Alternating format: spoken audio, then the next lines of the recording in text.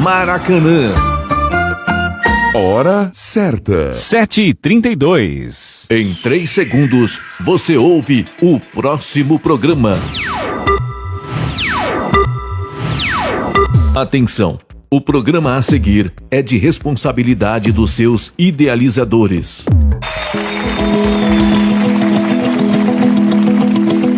Vai começar uma nova atração na Rádio Maracanã. Minha história, minha vida. Sob o comando de Sua Amora. Um programa alegre, descontraído, romântico, carinhoso e repleto de trocas. Onde você poderá confidenciar com Sua Amora sobre suas histórias de vida. Enxugue esse rosto e venha aqui fora como de costume.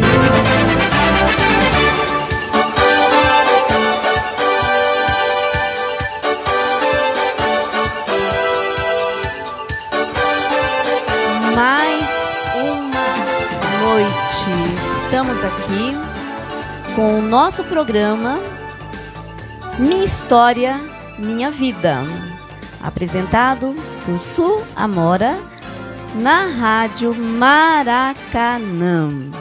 E olha só quem nós temos hoje aqui. Um feliz convidado. Muito feliz eu estou realmente porque ele veio. É difícil a gente ter, né, uma pessoa que trabalha em prol da política disponível para nós hoje. E você veio. Muito agradecida, Juari. Muito mesmo.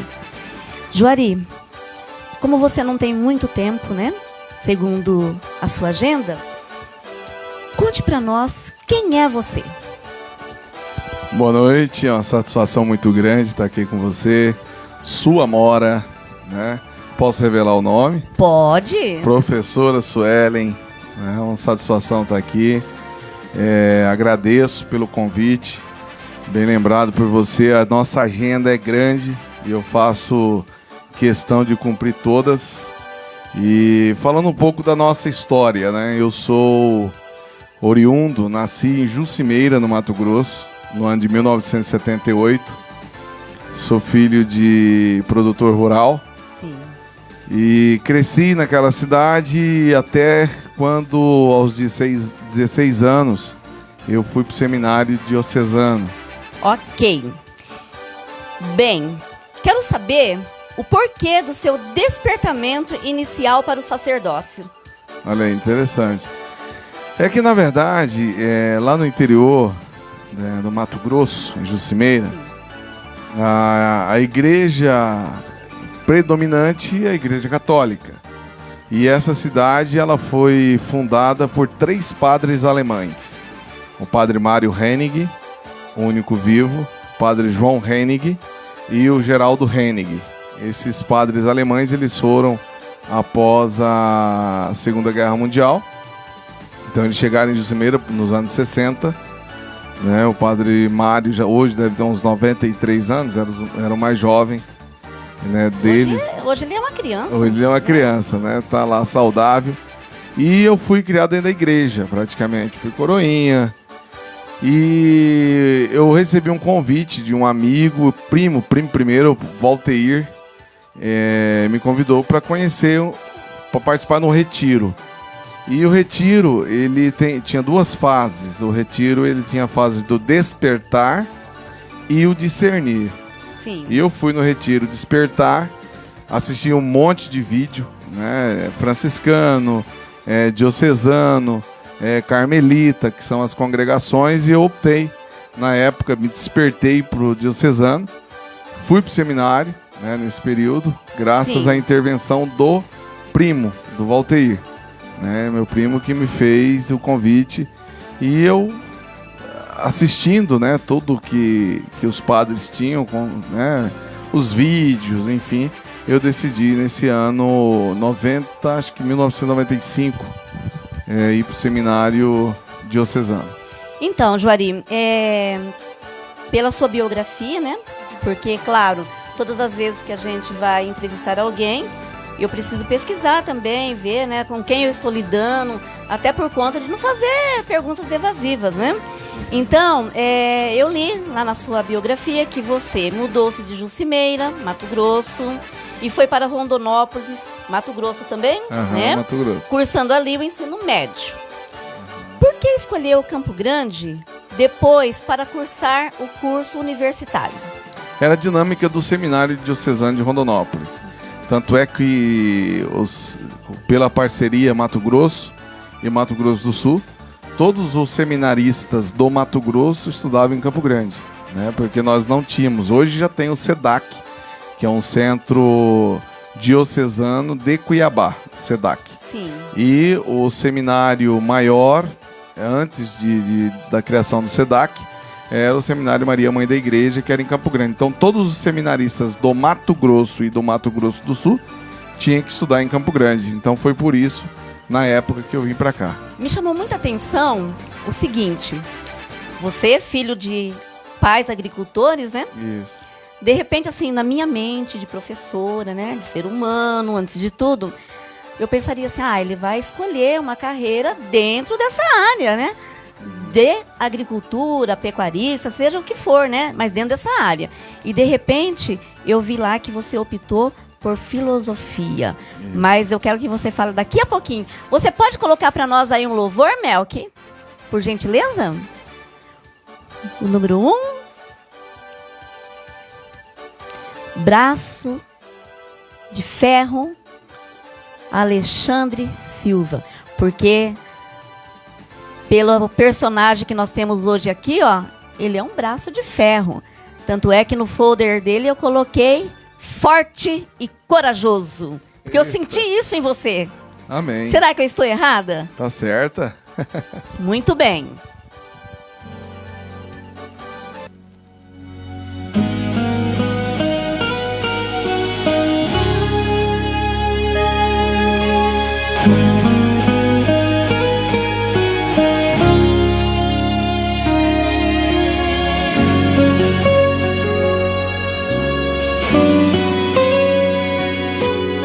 Você já ouviu falar de um Deus que é tão grande, mora no meu coração. Seu braço é a ponte na escuridão. Seus olhos iluminam minha vida. Você já ouviu falar de um Deus que seus mistérios nunca desvendou? Por isso que eu sirvo este meu Senhor, que tem todo o controle em suas mãos.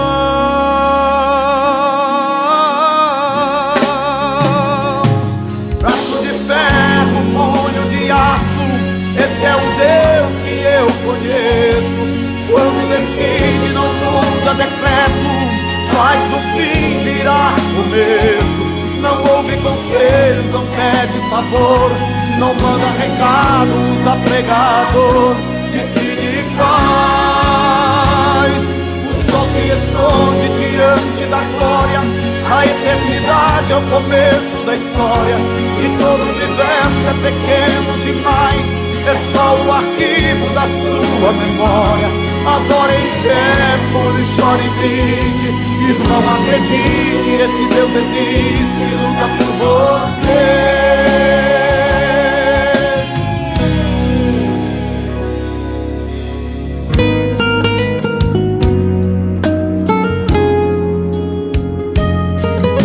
Você já ouviu falar de um Deus que é tão grande, mora no meu coração. Seu braço é a ponte na escuridão. Seus olhos iluminam minha vida. Você já ouviu falar de um Deus que seus mistérios nunca desvendou? Por isso que eu sirvo este meu Senhor, que tem todo o controle em suas mãos.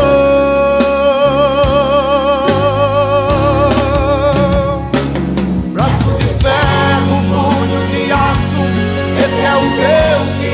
conheço.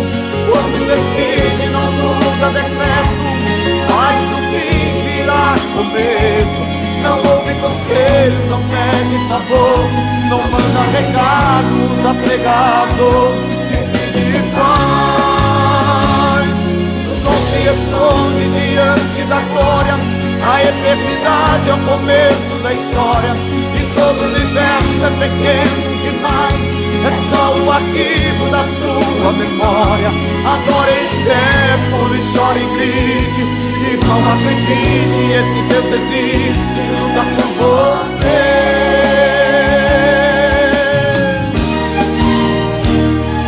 Braço de ferro, punho de aço, esse é o Deus que eu conheço. Quando decide não muda decreto, faz o fim virar começo. Não ouve conselhos, não pede favor, não manda recados, apegado, decide e faz. O sol se esconde diante da glória, a eternidade é o começo da história. E todo o universo é pequeno demais, é só o arquivo da sua memória. Adore em tempo, chore e grite, e não acredite, esse Deus existe, luta por você.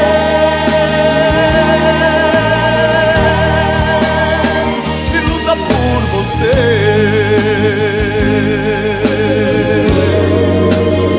E luta por você.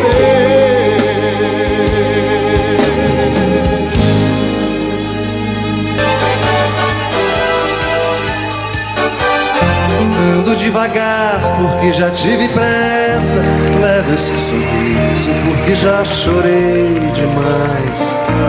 Programa Minha História, Minha Vida, com Su Amora. Acompanhe pelo canal do YouTube Su Amora, Minha História, Minha Vida. Também pelo Facebook Su Amora. Envie suas histórias de vida pelo WhatsApp 67 991994258 ou pelo MSN do Facebook.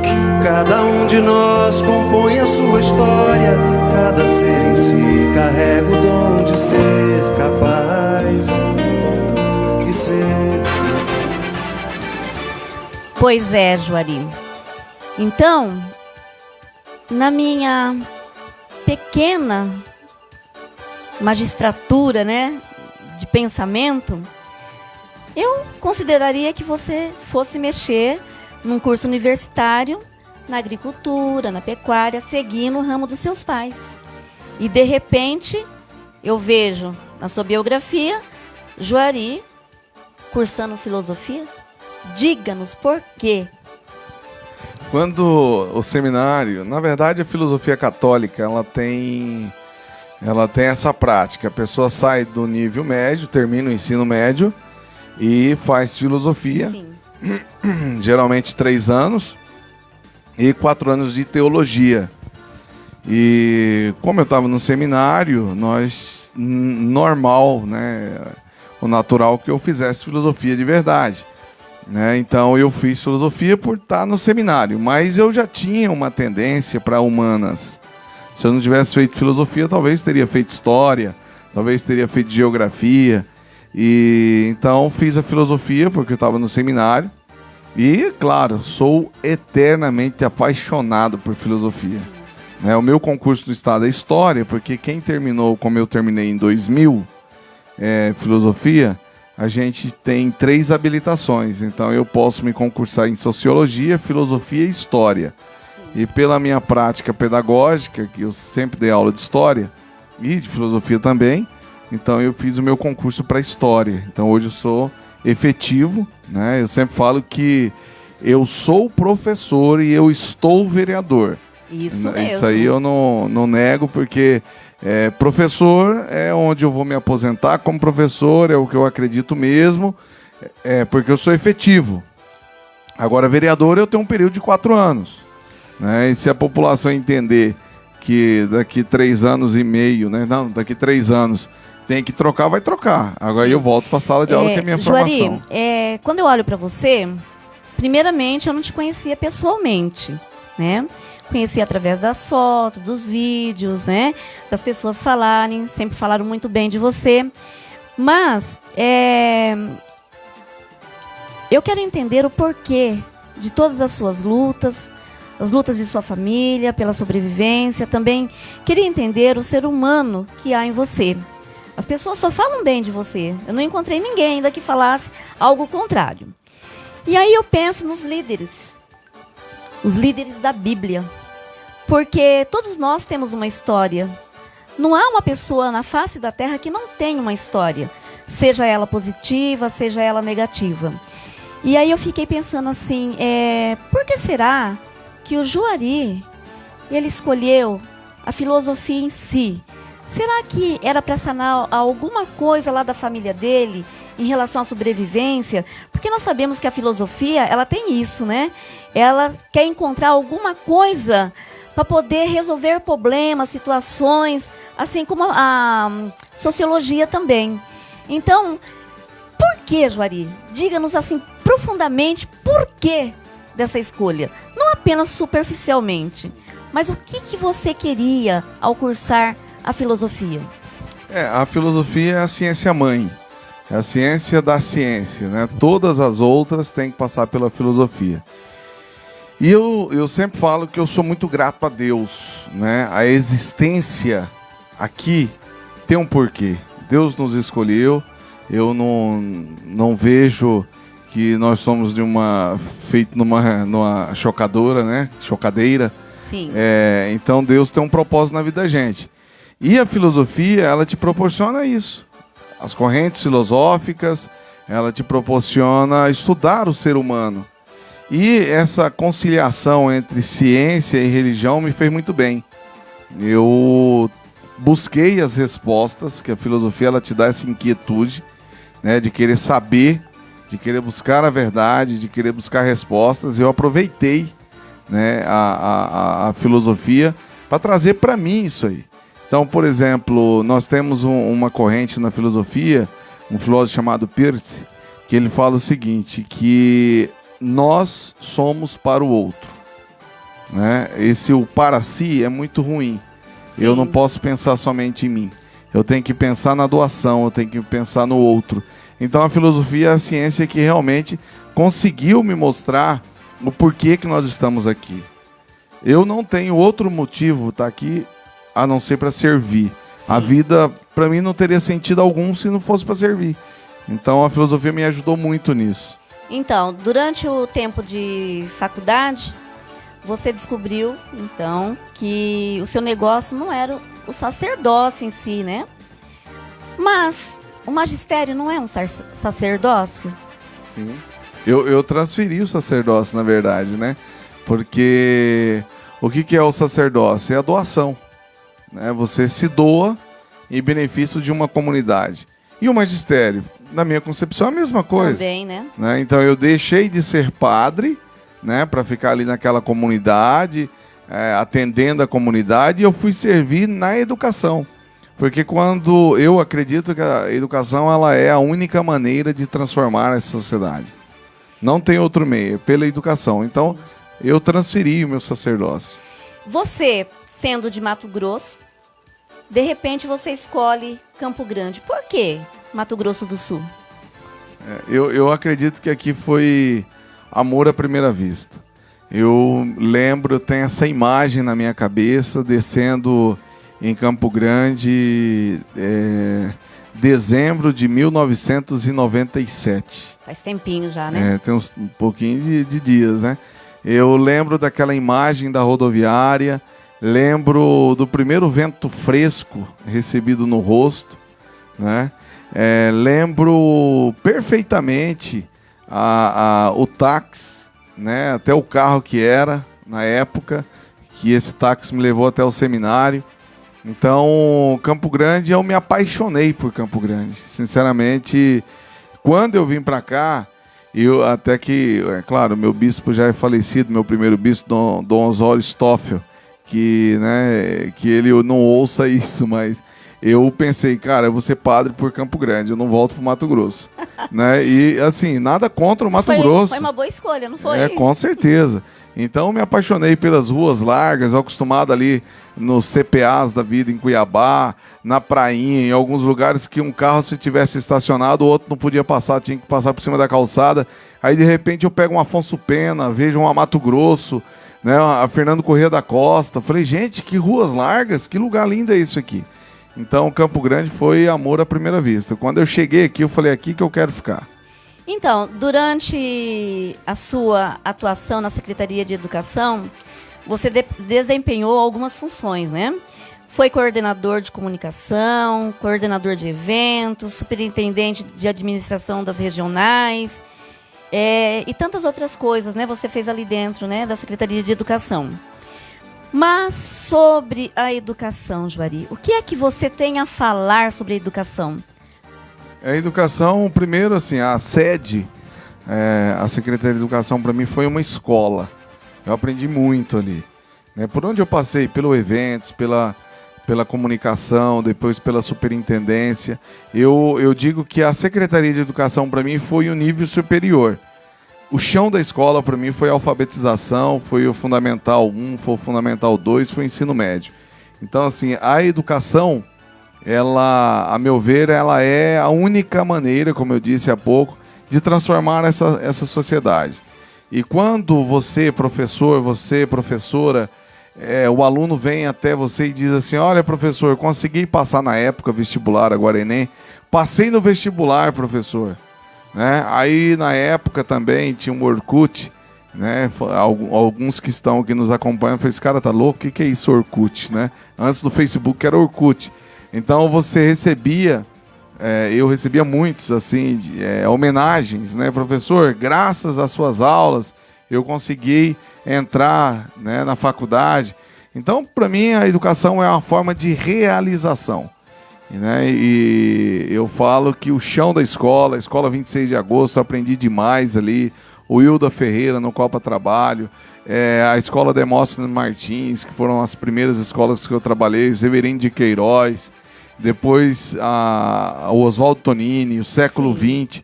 Então foram escolas que me ensinaram realmente o valor da educação, né? A importância da educação. Então, Juari, eu tenho assim algumas temáticas na minha cabeça. Eu penso assim, eu enquanto professora, eu sou muito apaixonada pelo que eu faço. Sou uma professora que eu não meço esforços em prol do meu aluno. Mas quando eu digo não meço mesmo. Quem me conhece sabe que eu atravesso noites, e principalmente porque eu lido, né, com a área das minhas criancinhas tão queridas, né, da educação infantil, né, de 1º ao 5º. Então, eu penso assim, por que será que o Brasil, mesmo com tantos professores apaixonados, ainda se encontra num ranking tão longínquo, né? Porque 2019 ainda estava em 60º lugar.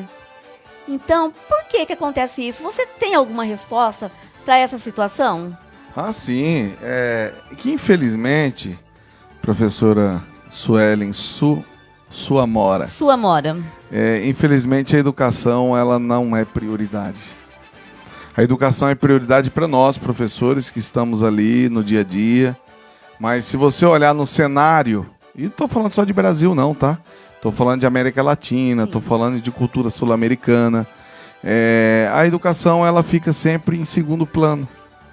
Você pode observar, por exemplo, sempre que tem que fazer algum tipo de adequação, a gente faz primeiro pensando no financeiro, primeiro tira da educação. É triste isso, é muito ruim. E eu sempre defendi e vou continuar defendendo a educação. Porque inverte, por exemplo, nós vamos investir na infraestrutura, nós vamos investir na segurança pública, nós vamos investir na saúde. Concordo, tem que investir.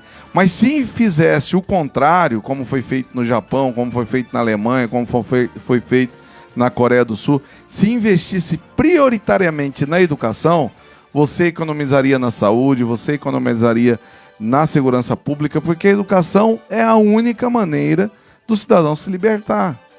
Então, assim, por que infelizmente o Brasil ainda está num ranking? Porque é a própria cultura, né? A gente percebe que você não considera assim, bom, pelo menos é o meu considerar, né? que cada governo que entra, seja um prefeito, seja um governador, seja um presidente, cada um tem sua política, tem seu pacote, né, em relação à educação. E, de repente, aquele pacote já que estava sendo trabalhado, ele tem uma ruptura. E aí, começa tudo outra vez. Essas rupturas, será que não acaba desandando e desnivelando, né, a educação? Pelo menos eu penso assim, não sei se eu estou certa, me perdoe se eu estiver errada. Certíssima. É que, na verdade, professora, o que falta são políticas de Estado e não políticas de governo.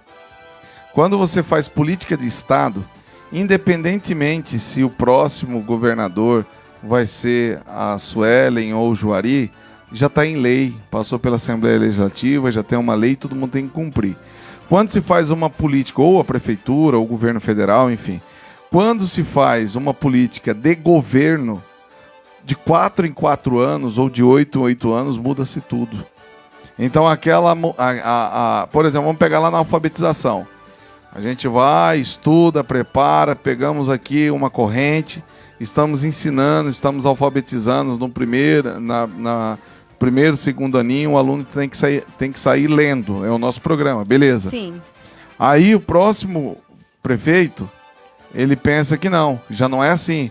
Nós temos que cobrar que o aluno seja alfabetizado no 3º ano, porque mudou de acordo com a vontade dele.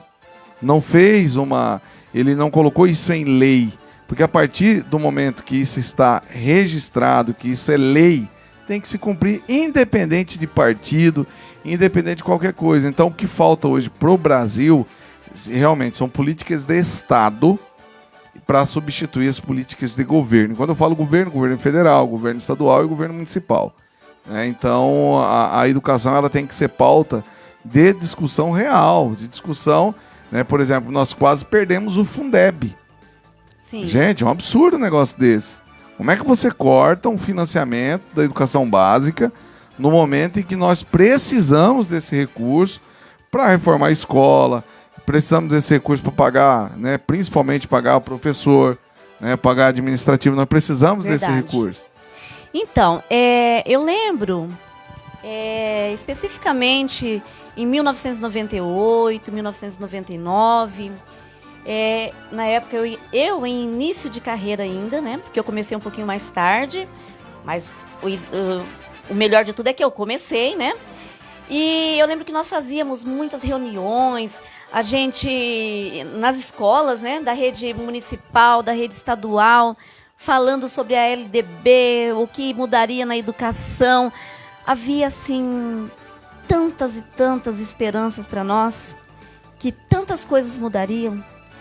Bem, eu, assim, especificamente, uma grande mudança eu observei. Porque antigamente, eu, enquanto pedagoga, eu ministrei aula de economia, eu ministrei aula de matemática financeira, principalmente porque na rede municipal, na época, tinha os cursos técnicos, né? Então, isso daí já foi uma mudança, porque aí os professores passaram a ser específicos nas suas áreas. Isso, para mim, foi assim, de grande proveito, a LDB ter vindo e ter, né, normatizado isso daí. Mas agora a gente tem uma outra discussão que está aí à tona e que daqui a pouquinho nós vamos falar também. Bem, mas você, Juari, professor de História, concursado, com especialização em gestão escolar, está certo? Certíssimo. Ainda parecia pouco para você. Aí você quis ingressar na política. E esse sacerdócio, né, de servir, você não servia agora apenas como professor. Você quis, então, servir como político, trabalhando em prol da população. Aí eu observei, na sua biografia também, que em 2012 você obteve 2.410 votos. 2016, 3.002 votos. Ainda não conseguiu ingressar. E agora, em 2020, 4.199 votos. Aí que você conseguiu ingressar na carreira política mesmo, de fato e de verdade, né? O que você achou, assim, à primeira vista, quando você adentrou o seu gabinete e você falou assim, agora eu sou o vereador Juari? É uma expectativa interessante, muito bem lembrada aqui por você, não vou falar senhora não, que é jovem, né? Oh, muito obrigada. Por você. Que na verdade, voltando ali em 2012, existia uma vontade de um grupo político, esse grupo de professores. Juari, sai candidato, você ganha, você interage bem, os alunos gostam das suas aulas, a gente gosta de você. Sai candidato. Ah, gente, eu não vou ser candidato, não, sai candidato.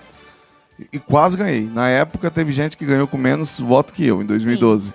2016 da mesma maneira, 3.002 votos, mais voto que, na época, 11 eleitos tiveram menos voto que eu.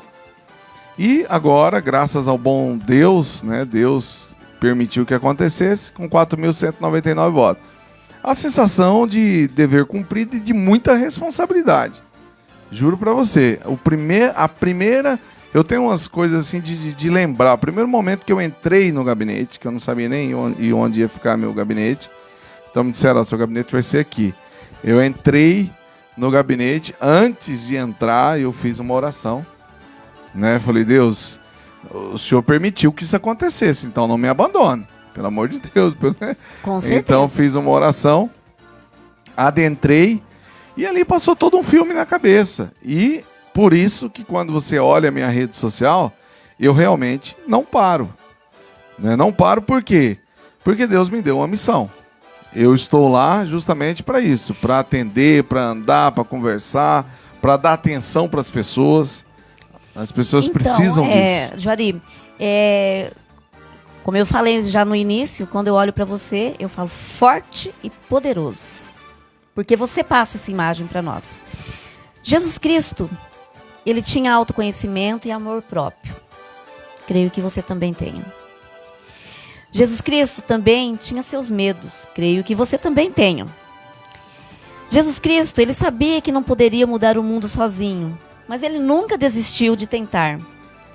Eu creio que por tudo que eu ando vendo a seu respeito, que eu leio a seu respeito, você também não tem medo de tentar. Jesus Cristo também dava autoridade aos seus discípulos. Ele delegava, a autoridade a eles.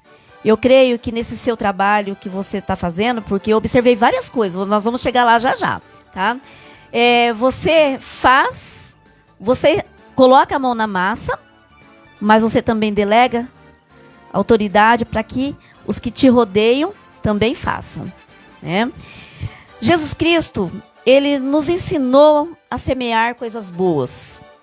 Eu também vejo isso em você. E você está evoluindo e está crescendo a cada dia mais. Fato é que, olha que grandiosidade, hein? Você é a primeira personalidade que eu entrevisto. Porque normalmente eu só entrevisto pessoas do público normal, né? As pessoas comuns. E eu nunca nem tinha feito nenhuma tentativa com a autoridade. Mas gostei muito da sua aceitação. E você falar, vou. E veio. E isso é manter o quê? A palavra. E a palavra é maravilhosa para quem lança e para quem faz realmente acontecer, né? Porque faz com que você tenha crédito comigo, tenha crédito com as pessoas. Jesus Cristo também, ele ensinou a todos nós que talento é possível de ter, já nato em si, e é possível de ser trabalhado quando a gente quer aprender. Então, eu vejo que você tem apreendido muitos conhecimentos. Consigo observar também isso em você. Jesus Cristo, ele foi um líder exemplar. Ele mostrou para todas as pessoas de todos os níveis e de todas as idades como que deveria caminhar na vida. E eu vejo também isso em você. Estou sendo sua admiradora, viu? Porque eu achei tão legal ver você mexendo com panela, ver você abraçando os seus cachorrinhos lá e falando da empatia em relação aos animais. Coisa que a gente não consegue mais visualizar hoje em relação às lideranças. Bem, e aí eu fui lá nas suas redes sociais, não sei se está atualizado, Mas você tem 31.283 pessoas lhe seguindo. Não é para qualquer um, hein? Verdade. Não é para qualquer um. É para quem realmente está exercendo o que? A liderança. E aí, eu observei uma frase sua dentro dos seus vídeos, que eu também assisti a alguns vídeos. Quero muito a participação de todos nessa caminhada. Vamos juntos apoiando sempre. Vamos juntos apoiando sempre. Político, o ser político que está em você, realmente quer que as pessoas estejam ao seu lado em relação aos seus feitos políticos? Com certeza, com certeza. O político, porque a palavra política ela vem do grego, né? Polis, cidade, né? É aquele que tem que estar à disposição do povo que governa a cidade. E não teria, assim, sua Amora, nenhum motivo de eu hoje estar à frente de um mandato se não tivesse essa participação, se eu não desse autonomia para a minha equipe. Imagina como que eu vou gerenciar um mandato se eu não tivesse uma equipe boa na saúde, uma equipe boa na educação, uma equipe de gabinete, uma equipe que pudesse ouvir as necessidades da população. Então, assim, eu dou muita autonomia, eu cobro, eu sou o primeiro. Lá na Câmara tem um detalhe, eu e o professor André, um grande abraço ao vereador professor André, ou eu ou o André, nós somos os dois primeiros a chegar na Câmara todo dia. A nossa sessão começa às 9, das 9 a 1 da tarde, por exemplo, mas 6h50, 6h40 da manhã eu tô lá, né? Ou eu ou o André, é muito engraçado isso. Muito às vezes bom. o carro do André já está estacionado, às vezes eu estaciono, o André estaciona junto comigo. E isso porque é o meu compromisso, eu fiz um compromisso com a população. Com o povo, né? Isso, e eu apoiando sempre. Por que eu apoiando sempre? Apoiando sempre a educação, apoiando sempre a saúde, apoiando sempre a segurança, apoiando a população. E a palavra apoiar, o que é apoiar? Se você vai cair, você se apoia em algum lugar. Se você está cansado, você se apoia. Então nós estamos ali para apoiar, literalmente no sentido da palavra. Quer conversar? Às vezes eu recebo pessoas que não querem pedir nada. As pessoas falam assim, nós nunca conversamos com o vereador. Gente, como que pode isso? Não, nós não temos acesso ao vereador. Eu falei, comigo vocês têm, pode entrar aqui. Não é verdade? Como que é um Isso gabinete? é muito bom. Como é um gabinete? Vem cá, vou mostrar para você. Aqui tem a secretária, esse aqui mexe com as indicações, esse mexe com o projeto de lei, aqui a assessoria jurídica, esse aqui é o nosso gabinete, porque o gabinete não é meu, eu represento as pessoas. Ah, o gabinete do professor Joari não. O nosso gabinete. O gabinete que vocês escolheram para eu estar lá. Não é minha cadeira, nossa cadeira. Sim. Então eu não desperdiço papel, eu não desperdiço caneta, não desperdiço nada, porque é tudo de vocês. Né? Tem uma menininha que quer fazer uma homenagem para você. Podemos? Ela disse que gostaria de tocar algo para você, tá? Claro, não é profissional, mas ela despertou esse desejo porque ela vê em você também uma pessoa cheia de amor, amor pelo próximo e, como diz, né, Jesus, olhai as criancinhas, deixai que elas venham até mim. Que linda. Venha, Vitória. Venha, Vi.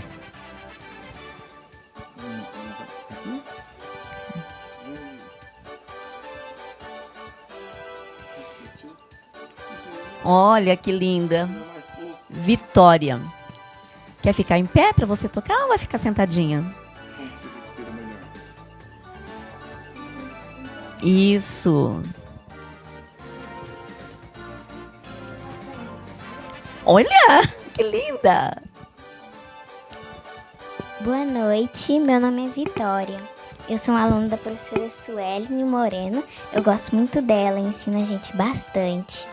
E eu vou tocar essa musiquinha, o nome dela é Asa Branca, para o Jurai. Ai, que bonitinha. Deus abençoe. Eu vou segurar o microfone para você, tá?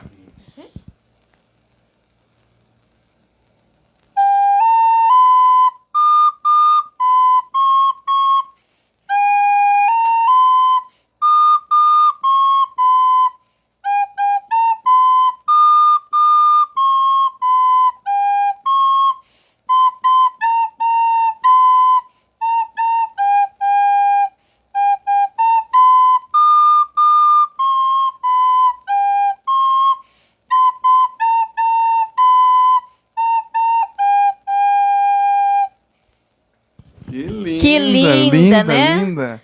Tem um grande futuro, né? O que vocês acham? Que lindo. Pode gravar já. Já pode gravar? Então, Juari, todas as vezes que eu observo uma criança, porque elas são puras, né? Elas têm algo assim que realmente vem de Deus. Com criança a gente não brinca. A gente brinca de brincar, mas não brinca com a vida de uma criança, né? Então, quando eu observo os feitos de todos os políticos, porque enquanto cidadã, enquanto pessoa, claro, eu estou olhando tudo. Eu posso até às vezes nem falar, mas eu observo cada gesto, cada um que está fazendo, o que está fazendo. Eu tenho um filho, eu tenho 4 filhos, mas um deles sempre fala assim pra mim, ele já tá com 33 anos, ele sempre fala assim pra mim, mãe, é o Renato, tá? Ele fala assim pra mim assim, mãe, quando você for votar em alguém, observe o projeto que ele tem de governo.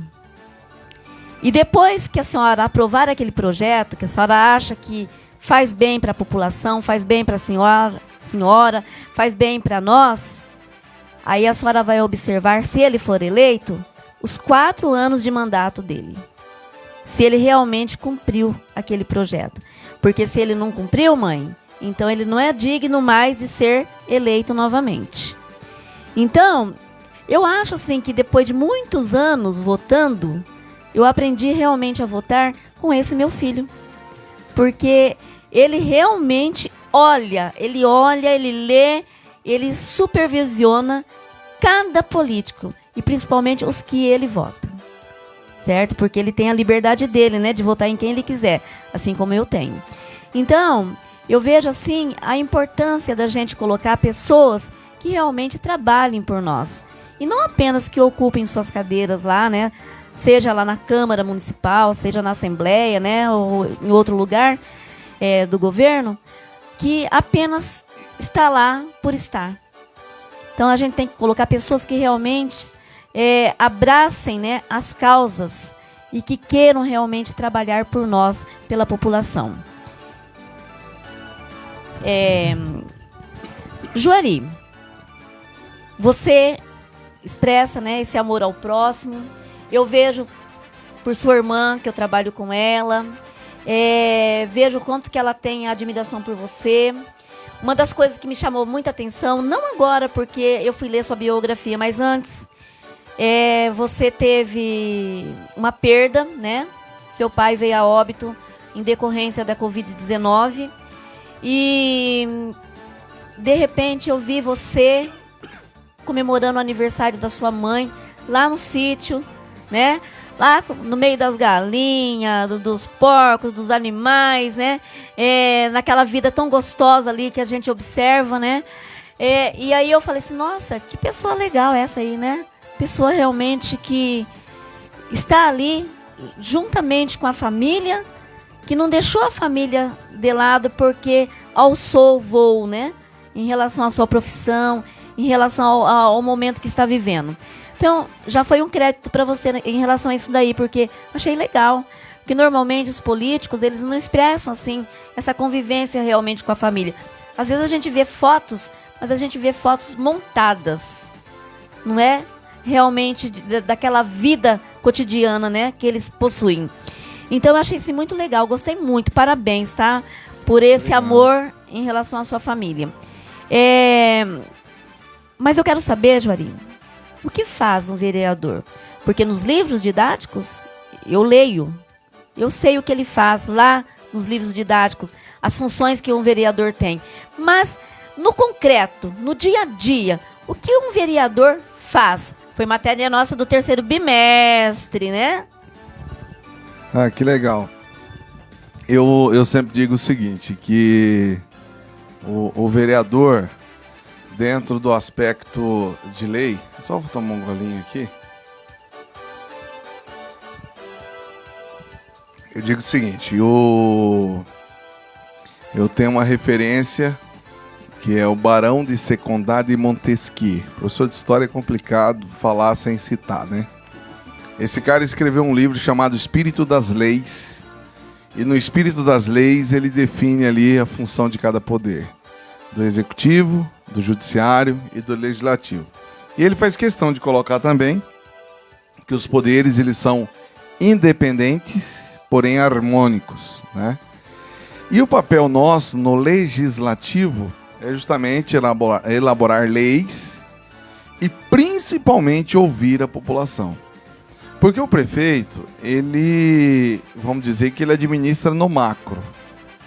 Mas uma demanda do Guanandi, uma demanda do Leblon, uma demanda da Moreninha, especificamente na rua tal, por exemplo, aqui a rua Tocantins, no Guanandi, né, que mora seu Almeres, nosso amigo que deve estar nos acompanhando. Tem buraco, tem problema de iluminação. O prefeito precisa do vereador, da equipe do vereador, para acionar através de uma indicação, através de um requerimento, que resolva a situação específica daquela rua.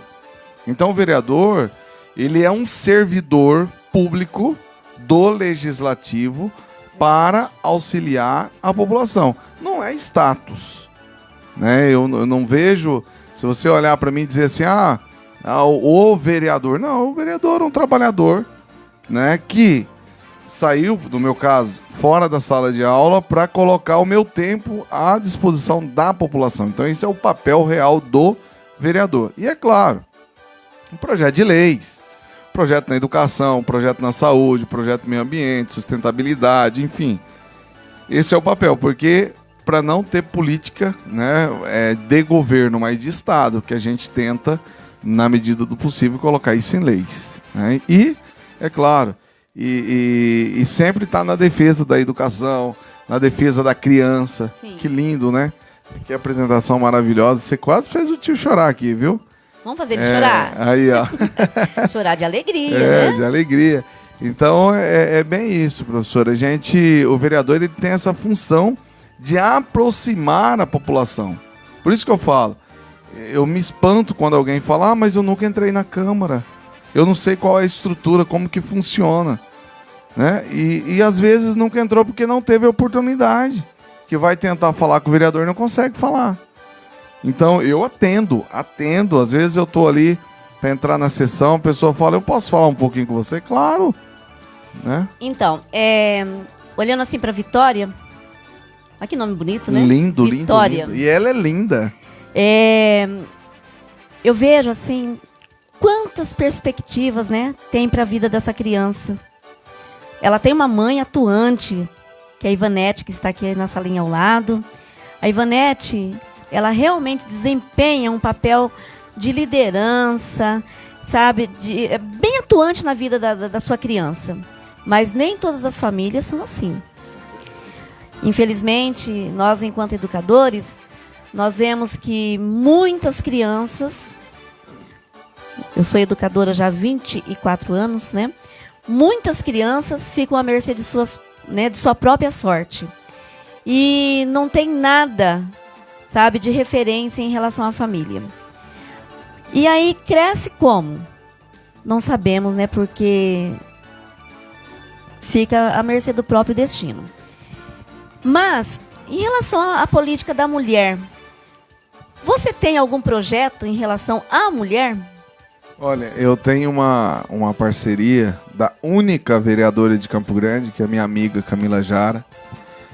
A gente, tudo que vai discutir acerca da política voltada para a mulher, a gente tem debatido junto, né? Ela, inclusive, apresentou aquele projeto da pobreza menstrual, teve todo o apoio meu no plenário. Eu sou um defensor de que a mulher tem que participar mais, a mulher precisa. Nós temos que tirar esse machismo, né? Eu vejo quantas mulheres falarem, não, mas eu não voto em mulher. Peraí, né? Quantas mulheres competentes, eu já ouvi mulheres falando que não votam em mulher, que política não é coisa de mulher, política é coisa de homem, né? Especificamente, falando para você, eu não tenho um projeto de lei voltado para a mulher. Eu sempre tenho os meus projetos, né, de maneira geral, eles são voltados ao bem da comunidade. Sim. Porque eu tenho, pelo princípio da isonomia, eu trato tudo de acordo com a isonomia, com a igualdade. Então, o projeto é para atender a população. né? Mas quando eu estou ali no plenário, quando eu sou convidado pela Camila, quando eu sou convidado pelo presidente para participar de projetos de debate acerca da inserção da mulher na política, do papel da mulher na sociedade, eu sou o primeiro a levantar a mão e dizer, olha, estou à disposição. Então, olhando o quadro de vereadores, eu fiquei muito assustada. Eu não tinha prestado atenção. Só uma mulher eleita? Só uma, e na Assembleia Legislativa não tinha nenhuma mulher. A Mara Caseiro assumiu agora, porque morreu o Onevan, homem, e ela era a primeira suplente. Ele morreu de Covid o ano passado. Sim. E ela assumiu. Então, a Assembleia Legislativa tem uma mulher, e não tinha ninguém, e a Câmara Municipal de Campo Grande tem uma mulher. Praticamente, se fosse votado por cota, acho que não dava nem para cumprir uma cota isso daí. Pois é. Em relação à mulher, né? Por que, Juari, você, assim, na sua visão, enquanto homem, por que só uma mulher recebeu voto dessa vez? Voto para ser eleita e estar lá, né? Por quê? Na verdade, assim, muitas foram as candidatas, e a lei, ela preconiza, estabelece que cada chapa você tem que ter 30% de mulher. Então, por exemplo, uma chapa de deputado federal em 2022 são 9 candidatos, 6 homens e 3 mulheres. Ou seja, a mulher já está garantida em lei que ela tem que ter uma participação. Numa chapa de deputado estadual de 25, 30% tem que ser mulher. Então tem que ser 6 mulheres. No mínimo, né? No mínimo 6 mulheres. Então a lei já estabelece a participação da mulher. O que precisa as mulheres se organizarem. As mulheres têm que participar mais, as mulheres têm que chamar essa responsabilidade para elas. Elas têm que começar a acreditar mais nelas. E até eu falei isso esse dia numa palestra, e elas deram risada, né, com as mulheres. Falei, gente, vocês têm que se organizar entre vocês.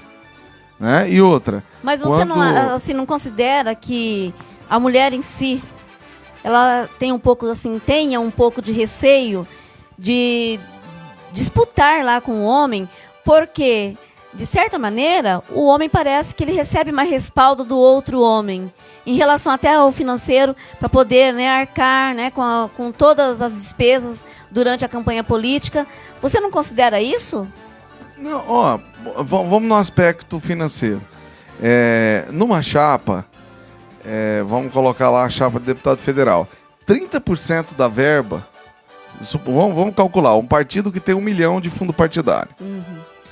Os homens vão gastar 700, vamos colocar assim, se for 30 homens gastam 700, e 3 mulheres, elas vão gastar 300, ou seja, as mulheres vão ter mais recursos financeiros do que os homens. Isso é estabelecido em lei. O fundo partidário, minimamente 30% tem que ser para a mulher, não se mexe. Então a mulher acaba, numa chapa como foi a nossa, de 44 vereadores, 30% de mulher, elas tiveram mais recursos que os homens. O que acontece com a gente, eu vou um pouco para a história, é que a nossa sociedade ela ainda é coronelista, a nossa sociedade ainda é machista, né? Você olha... E aí, dentro desse quadro aí, a mulher nasceu para lavar, passar, cozinhar, criar filhos, e não para ter qualquer cargo político. Aí horrível, a própria mulher desacredita dela mesma, muitas das mulheres, né? Eu creio que seja isso também. Também. Se muitas das mulheres desacreditam da própria mulher, imagina então os homens, né? Eu nunca vi dessa maneira, tanto é que a minha mulher, por exemplo, ela sempre trabalhou. Eu não me vejo no orçamento diário ou mensal da minha casa sem a participação da minha esposa.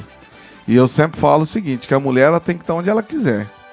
A mulher, você não pode... Tanto é que me dá náuseas em ver feminicídio, por exemplo. O cara assassinar só pelo fato de ser mulher. Não, mas por que você matou? É porque é mulher.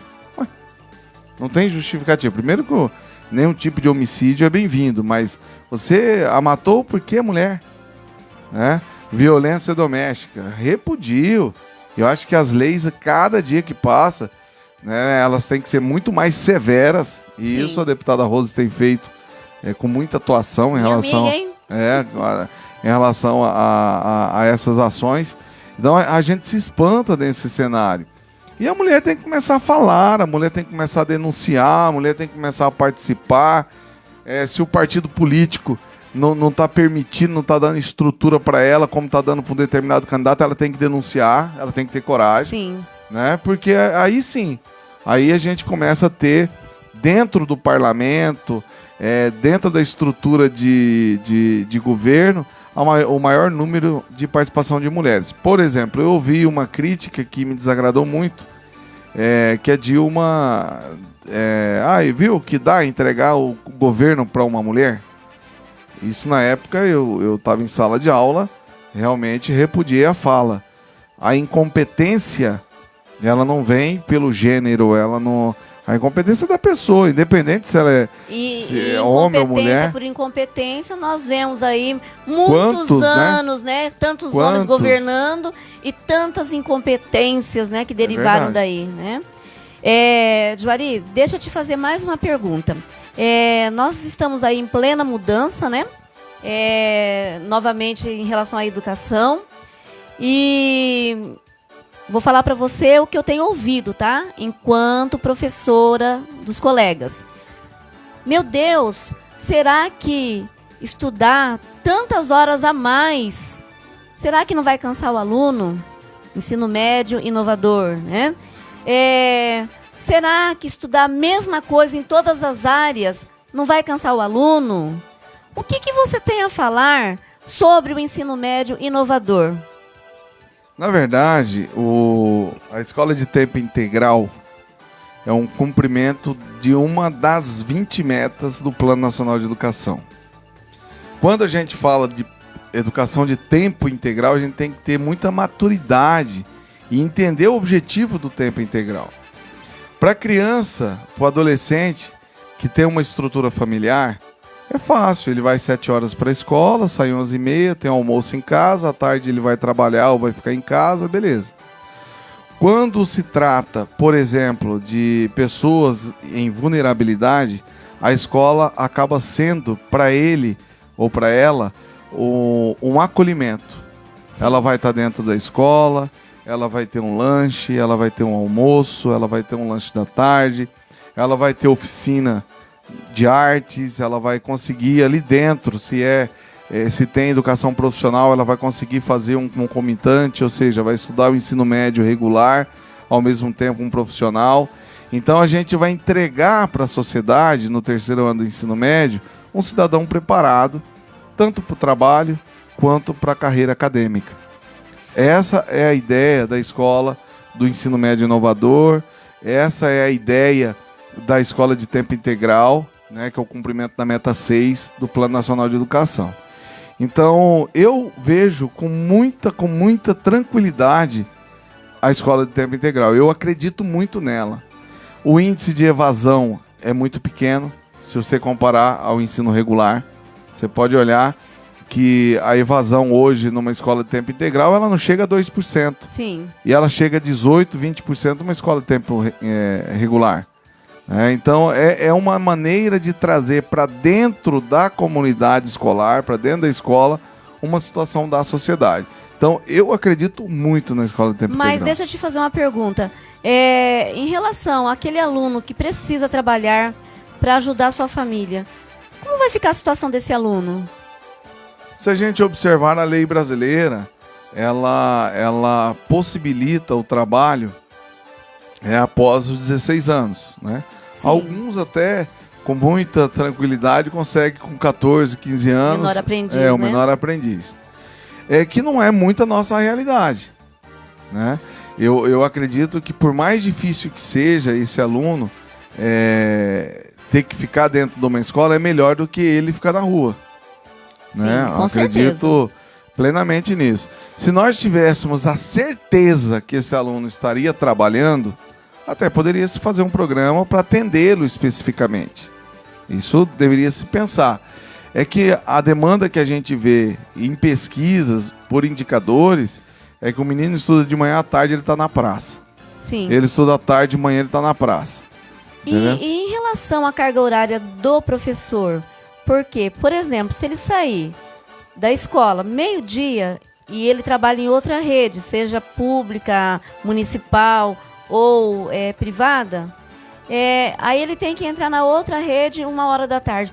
Não vai complicar um pouquinho essa situação do professor? Mas não dá, professora, porque assim, sempre que a gente fala de educação, e eu falo aqui, me perdoem meus colegas professores, eu sempre digo que a prioridade é o aluno. Sim. Eu sempre... Eu sei que nós precisamos de flexibilizar o nosso horário, a gente é ser humano, eu sou pai, a senhora é mãe, você é mãe, né? Uhum. Mas o meu objetivo primeiro é o aluno. Então, se o Estado, se o município, se o governo federal, ele for pensar no profissional, somente no profissional, ele não consegue estabelecer uma carga horária, ele não consegue fazer nada. Né? Agora, é claro que em tudo tem um bom senso.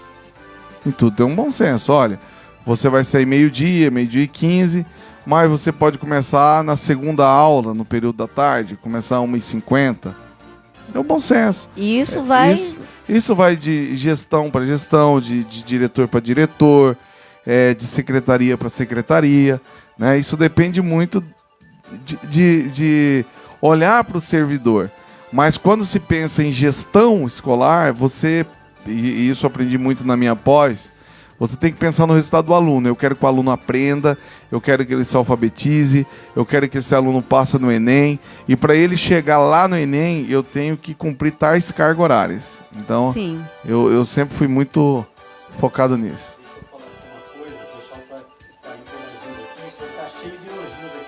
Ah, obrigado. No 26 de agosto. Ela está te ouvindo, está dizendo que os alunos te amavam na época.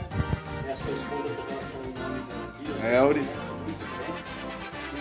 E sempre foi um professor muito humano que entendia os alunos. Ah, que legal. Outra pessoa que está mandando um abraço para você é o Maestro Ezequias. Ô, meu amigo, Maestro Ezequias, gente boa. O Luiz Henrique também está te ouvindo. Ah, que legal. Luiz Henrique, gente boa, verdade. A Euris, a Ana Rita, um abraço para todas elas. E minha esposa, professora de Geografia. Que legal. Bom, então, Juari, a gente teria, assim, que conversar muito ainda, né? Não, me coloca à disposição numa próxima vez. Mas aí eu venho só para ficar aqui no seu programa com você do começo ao fim. Amém. Tá? Vamos marcar, né, pastor? Pode marcar. Porque tem tanta coisa que, assim, que eu gostaria de perguntar, tanta coisa para o vereador humano, né? Forte, corajoso e humano, certo? Gostaria de perguntar tantas coisas mais. Eu tenho, assim, um roteiro de perguntas, certo? Mas eu sei que você tem a sua agenda cheia, né? Maravilha. Todas as pessoas que são entrevistadas aqui no nosso programa, nós damos um mimo, tá? Feito com carinho, com amor, artesanal também, que a sua irmã adora, tá? A Maria Laura é a figura. Um beijo para ela. Olha que bonitinho, que legal. Com o nome da sua mora, o nome da rádio. Olha, se quiser só pôr aqui pra você. Que legal. Então aí tem muito uma obrigado. conservinha e tem um docinho pra você. Fiquei Eita. sabendo por fontes fidedignas que ele adora doce de banana. Amo. Eu Olha, fiz que doce de delícia. banana pra você. Muito banana obrigado. com leite, tá? Obrigadão, gente. Certo? Adoro. Então, Obrigado, tá?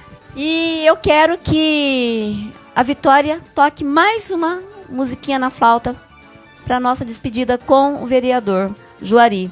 Pode Você ser, toca? Vitória? Ah, que bonitinha. Pode, já estamos quase no Natal, né? Tá bom. Antes de eu começar a tocar, eu queria dizer que foi muito bom conhecer você. E eu aprendi muitas coisas com a professora Suelen e com você também, com a sua explicação. Olha que Obrigado, linda. que linda você. Você é uma graça. Ó, aluna da escola Wilson Taveira, do Aerorancho, viu? Um beijão lá pro Alcides, pra coordenadora Cristina, pra nossa vice-diretora Helsney. Olha aí, um abraço para todo mundo do Alcides Pimentel, né? Não, Alcides? o Wilson Taveira. Ah, o Wilson Taveira. Eu toco Alcides O diretor é Alcides. É Alcides. Um grande abraço para todos vocês. Então, vou começar.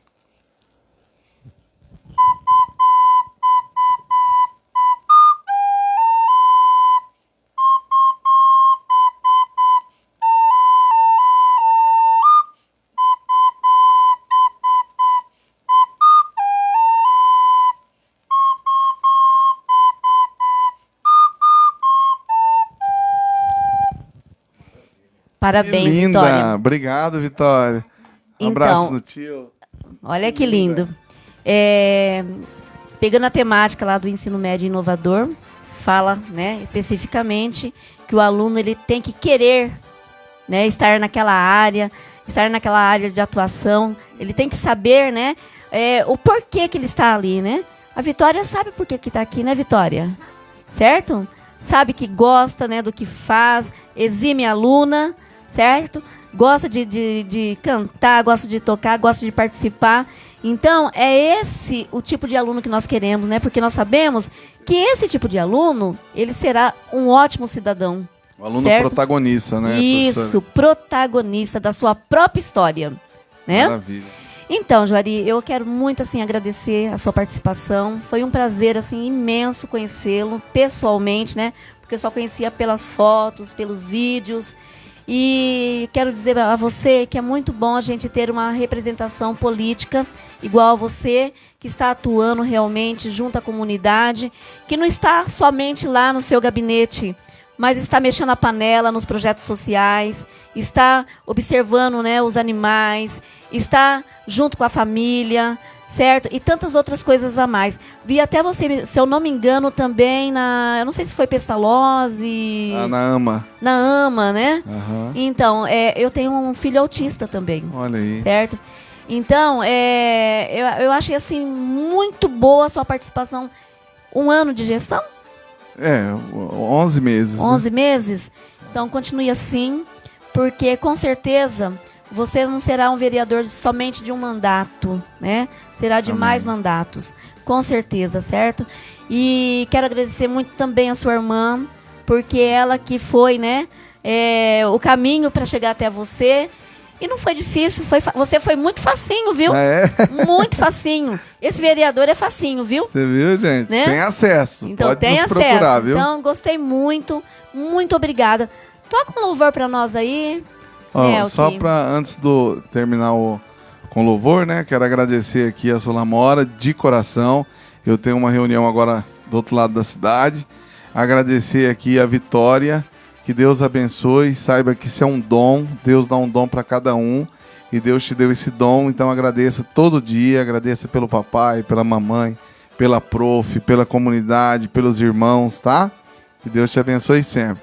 E é uma honra estar contigo. Obrigada. Estou à disposição. Obrigada. Quero numa próxima ficar o tempo inteiro com vocês, 2 horas aqui pra gente conversar e compartilhar aí as nossas experiências. Com certeza. Agradecer ao Osmilton, a rádio maravilhosa, a estrutura sua, o nosso menino aqui, o Melk, né? Obrigado por tudo e estamos à disposição lá no gabinete.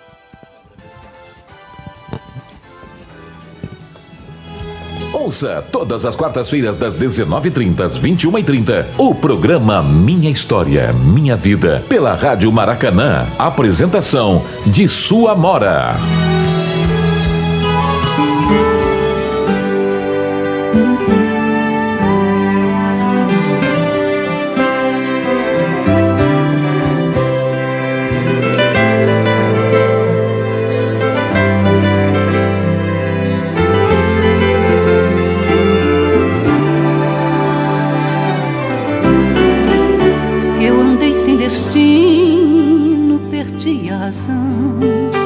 Na estrada da vida eu fui na contramão, mergulhei de cabeça no abismo sem fim. Loucura e tristeza eram partes de mim. No terrível espinho do pecado eu pisei, a ponte entre a vida e a morte eu cruzei. Do outro lado vi meus pedaços no chão, minha alma vagava na escuridão. Das garras da morte o Senhor me arrancou, me mostrou a verdade que eu nunca quis ver. Acordei de um pesadelo e voltei a viver. Hoje estou bem, mas já estive mal. Sou dia de sol, mas já temporal. Fui barco à deriva, fui noite sem lua, verão sem calor.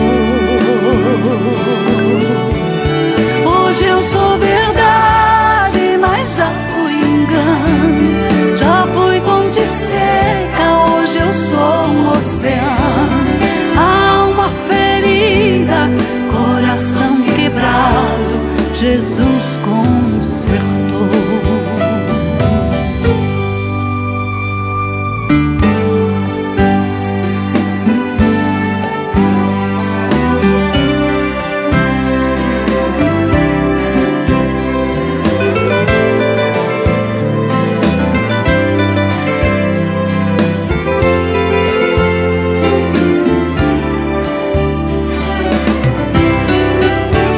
Terrível espinho do pecado eu pisei, a ponte entre a vida e a morte eu cruzei. Do outro lado vi meus pedaços no chão, minha alma vagava na escuridão.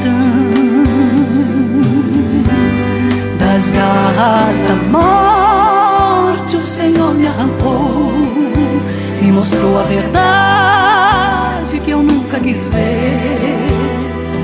Acordei de um pesadelo e voltei a viver. Eu hoje estou bem, mas já estive mal. Sou dia de sol, mas já fui temporal. Fui barco à deriva, fui noite sem lua, verão sem calor. Hoje eu sou verdade, mas já fui engano.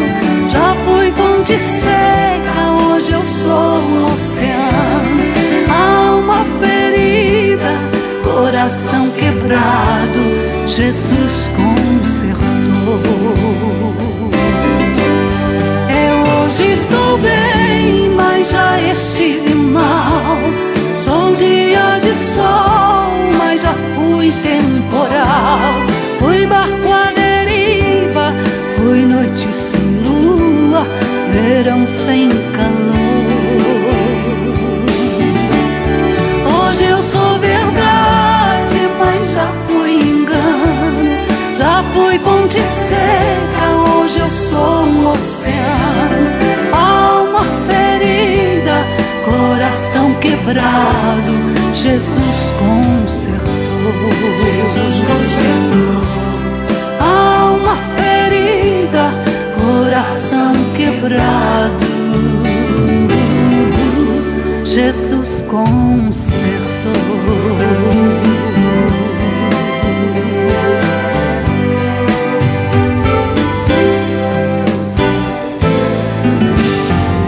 Devagar, porque já tive pressa. Leve esse sorriso, porque já chorei demais. Programa Minha História, Minha Vida, com Su Amora. Acompanhe pelo canal do YouTube Su Amora, Minha História, Minha Vida. Também pelo Facebook Su Amora. Envie suas histórias de vida pelo WhatsApp 67 991994258 ou pelo MSN do Facebook. Cada um de nós compõe a sua história. Cada ser em si carrega o dom de ser capaz e ser feliz.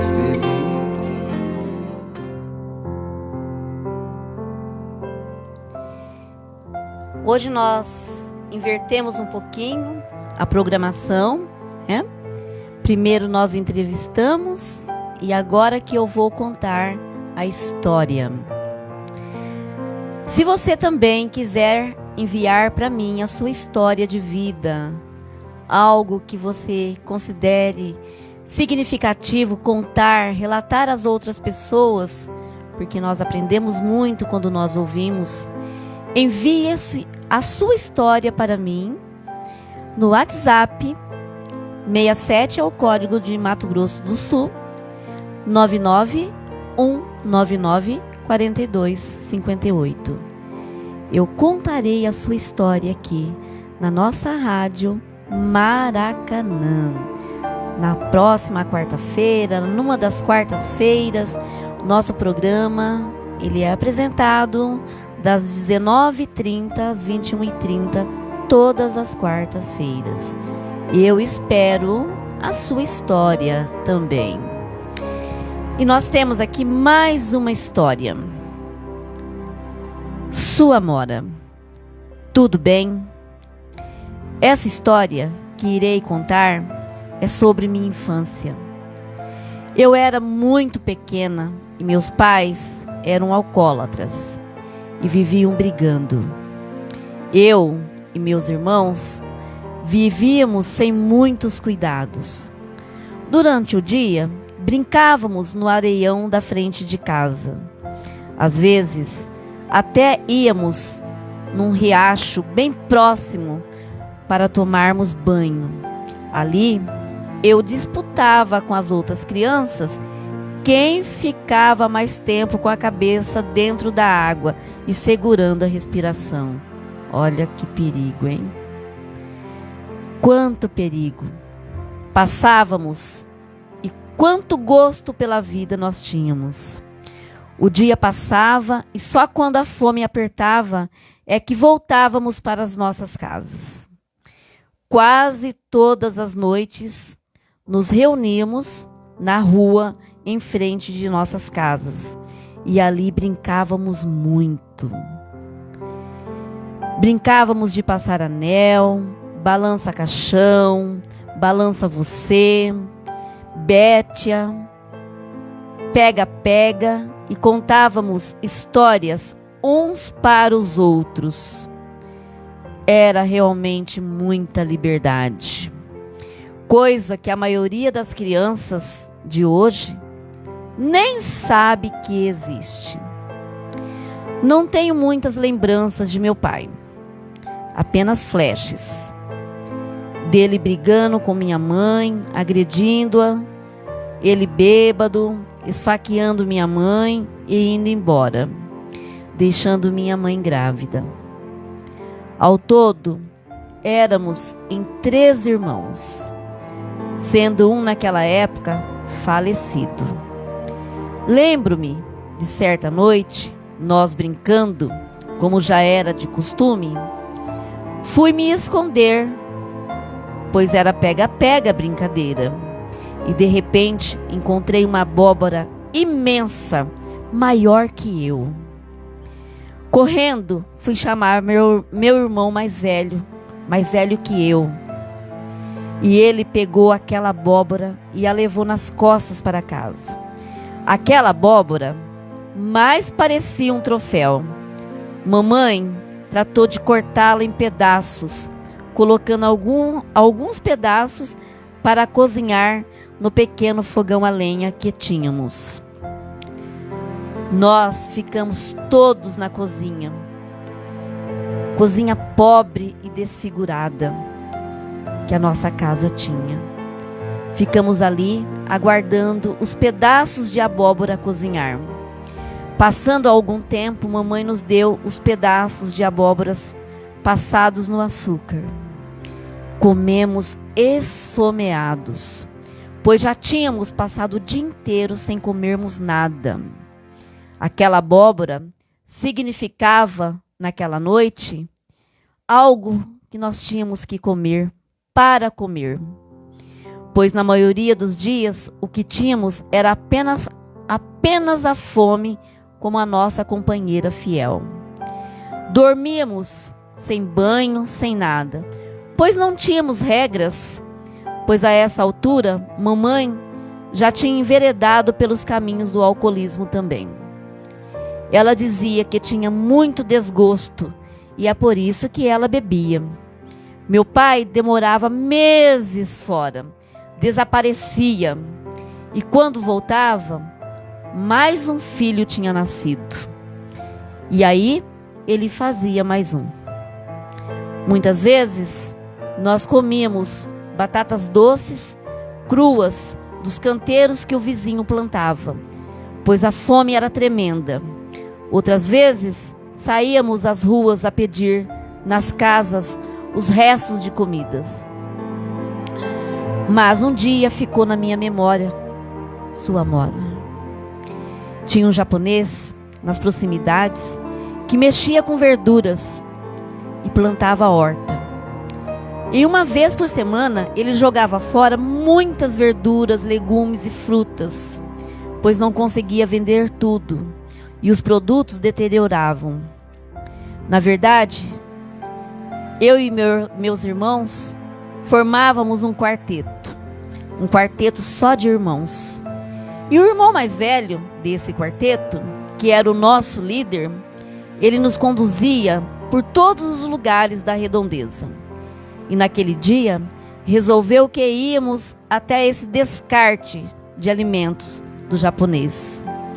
No meio do mato, num lugar afastado da cidade, o japonês despejava os alimentos que julgava estarem estragados. Aparecia muita gente de muitos lugares. O lugar era cheio de pessoas revirando os alimentos. E eu estava ali, bem ali. Mexia em tudo. Mexia nas verduras podres. E respirava o odor daquelas verduras, frutas e legumes apodrecidos. Até que de repente encontrei uma bola vermelha, brilhante, bonita. Era um pouco maior que a palma da minha mão. Aguardei como se fosse um tesouro. Escondi de todos os meus irmãos. Ao chegar em casa, meu irmão deu os alimentos recolhidos lá no descarte do japonês para minha mãe, que foi logo cozinhar. Naquele dia, tivemos uma deliciosa sopa de verduras para comermos. Já era mais de meio-dia, o sol quente. Resolvi pegar meu tesouro. Quando peguei aquela bola redonda, bonita na minha mão, meus irmãos viram. Foi uma correria atrás de mim, todos eles correndo. E eu me desequilibrei. E a bola vermelha e brilhante caiu dentro do poço de água. Nós não tínhamos água encanada naquela época. E nós puxávamos a água do poço através de um balde que tinha fixado uma corda e uma roldana. E a gente puxava aquela água. Naquela época, a vida era muito difícil. E sobreviver tinha um gosto verdadeiro de aventura. Mas foi aí, sua amora, que descobri o nome da primeira fruta que tenho lembrança. Meu irmão me deu um cascudo e disse: "Tá vendo? Não quis dar a maçã para nós e agora perdeu, pois ela caiu no poço." Havia uma corda amarrada no balde e eu, pequenina, descia o balde até o fundo do poço e tentava pescar a maçã. Inclinava minha cabecinha para dentro do poço para verificar onde estava a maçã. Calculava os movimentos e descia o balde. Ergui o balde, descia o balde, ergui o balde, descia o balde. Assim a tarde foi se prolongando. Minha mãe irritou-se muito com tudo aquilo e acabou me surrando 1, 2, 3, inúmeras vezes, sempre me ameaçando bater mais ainda, caso eu insistisse em ficar ali à beira do poço. Assim passei o dia, sua amora, tentando pescar a maçã no fundo do poço, apanhando da mamãe e vira e mexe, levando uns cascudos do meu irmão. A noite chegou e eu já não enxergava mais a maçã dentro do poço. E no ímpeto da última tentativa, a maçã alçou voo junto com o balde e chegou até as minhas pequenas mãos. Creio que tenha ficado pescando a maçã por mais de umas 5 horas seguidas. Naquele dia, descobri o significado da palavra persistência, pois tanto insisti que consegui pescar a maçã com o balde. Feliz da vida, entrei dentro da cozinha com a maçã na minha pequena mão, quando mamãe a tomou de mim. Fiquei muito chateada, sua Amora. Chorei muito, mas não tinha jeito. Eu tinha que continuar sob as ordens de mamãe. E mamãe, muito brava comigo, pegou a maçã e partilhou ela em 8 pedaços. Naquele exato momento, descobri o significado de partilhar, que era dar ao outro, às vezes, o que você nem tem. Mas também não tinha outro jeito, porque mamãe me obrigou a entender essa palavra. Com o chinelo na mão, mamãe me fez compreender o significado da palavra partilhar. Nunca mais me esqueci daquele sabor daquela maçã. Sabor de persistência, sabor de partilhar. E muitas vezes na vida, por todas as poucas e boas que já passei, digo a mim mesma: tente mais uma vez. Tente até conseguir, pois só assim saberá o sabor da maçã. Sua Amora, tantas coisas aconteceram na minha vida, nas vidas dos meus irmãos, de meus pais. Mas toda a história, com certeza, tem o lado bom. A minha história é longa. Papai foi embora definitivamente. Minha mãe bebeu todas as pingas da vida. A família foi separada. Eu fui para um outro lar. Sofri muito a dor da separação e da solidão. Sim, pode-se dizer que minha história é uma história de separação e de superação. Mas quem não tem uma história para contar na sua vida, né? E aí, sua Amora, fico pensando quantas Helenas existem pelo Brasil. Meu nome é Helena. Pelo Brasil afora, que insistentemente querem pescar suas maçãs. Quantas meninas Helenas estão lutando pela sobrevivência? Quantas meninas Helenas precisam ardentemente de ajuda, até mesmo para escapar da fome? Sim, temos muitas meninas Helenas que precisam ser orientadas a prosseguirem em suas vidas e que certamente também aprenderão grandes lições por si mesmas. Mas digo a todas as meninas Helenas, as Joanas, as Joaquinas, as Marias, tantas outras: o importante é não desistir das suas maçãs. É você prosseguir. Pesquem suas maçãs e trilhem os bons caminhos, lembrando que estudar é um ótimo meio de vocês, meninas Helenas, meninos Joões, meninos Paulos, meninas Marias, meninos Ricardos, meninas Suelens, meninos Juaris, meninos Osmiltons, meninos Melquisedeques, tantos que existem batalhando por suas vidas. Pesquem suas maçãs e não desistam jamais da vida. Estudem para vencerem em suas vidas e conquistarem seus objetivos. Ainda é possível saborear o sabor da maçã.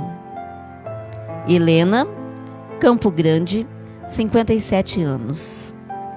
Esta é minha história, uma parte da minha história. E eu tenho tantas outras mais. Obrigado, sua Amora. Fico imaginando o poder dessa menina, essa menina Helena, a persistência que ela tem que ela teve em pescar a sua maçã, em querer realmente que a vida dela mudasse. E eu fico imaginando o sabor de decepção dela quando ela observou que a pequena maçã precisava ser dividida em 8 partes. Aí eu fico pensando, Ivanete, você como mãe da Vitória, a Vitória é uma criança tão bem tratada, tão bem cuidada. Quantas mães não cuidam de seus filhos? E seus filhos estão aí pela vida fora jogados, sendo tratados de qualquer forma. O que falar para essas mães?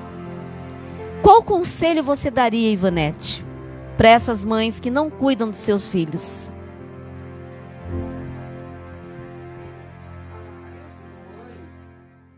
Eu passei por muitas dificuldades, que eu tenho a Vitória e tenho mais o Gabriel.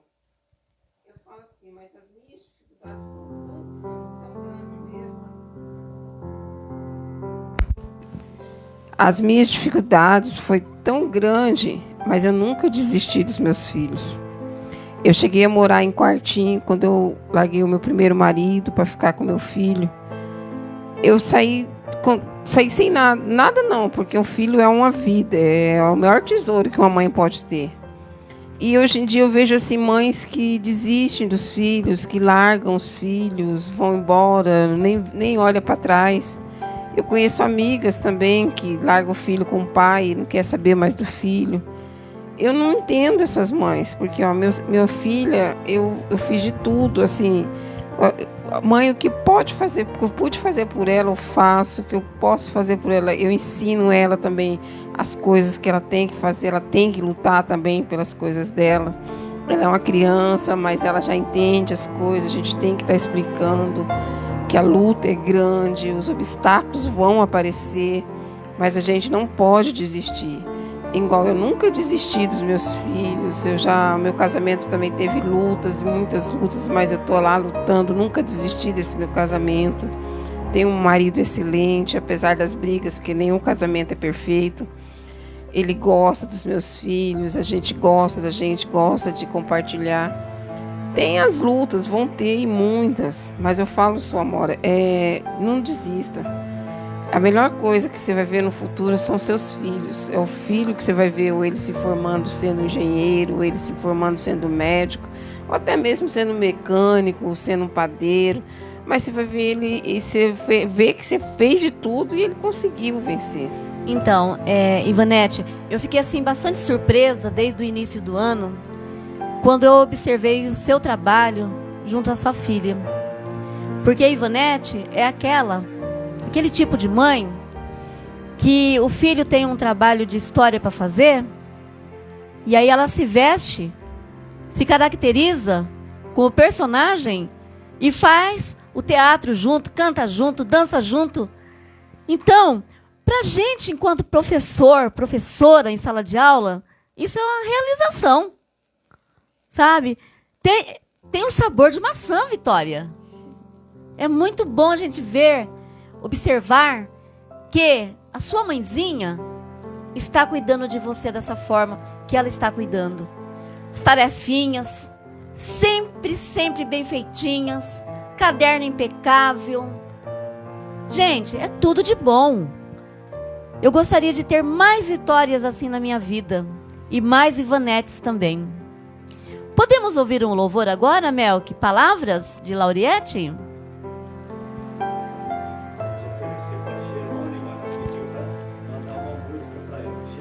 Jerônima de Anastácio, muito obrigado pela sua participação. Também quero mandar um abraço bem grande e gostoso para o meu filho lá em Americana, minha nora também, meu filho Marco Antônio, minha nora Jéssica, meus netos Ana Carolina e Pedro Luca. Quero mandar um abração também para os meus filhos que estão aqui em casa, aqui em Campo Grande. Amo muito vocês. Família é tudo, viu, gente? Família é de Deus.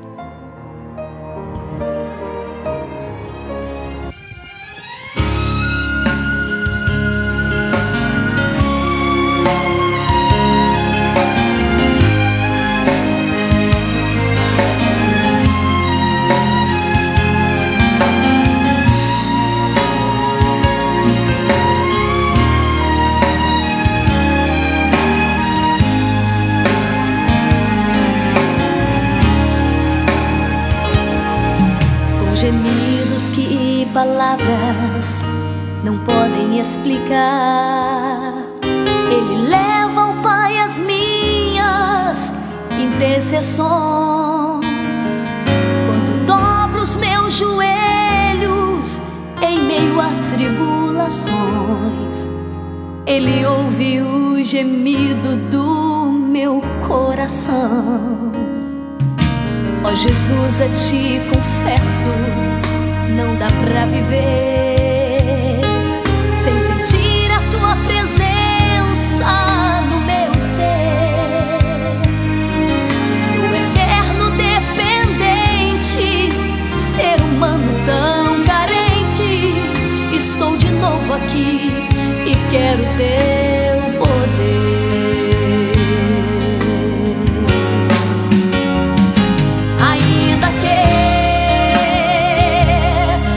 Servir, Jesus, eu tenho que chorar.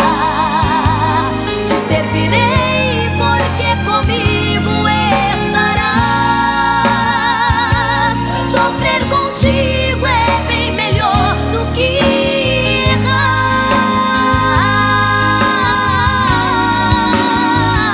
Perdoa-me, porque às vezes não consigo nem falar. Logo as lágrimas meus olhos vêm molhar, como sinal que Tu estás neste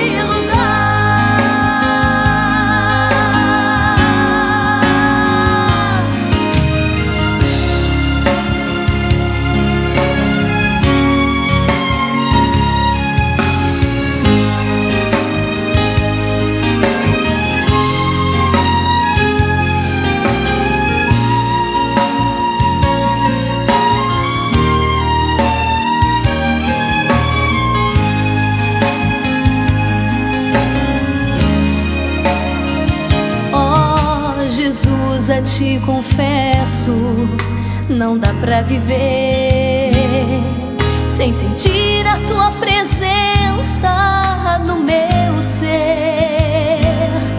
Sou eterno dependente, ser humano tão carente. Estou de novo aqui e quero Teu poder.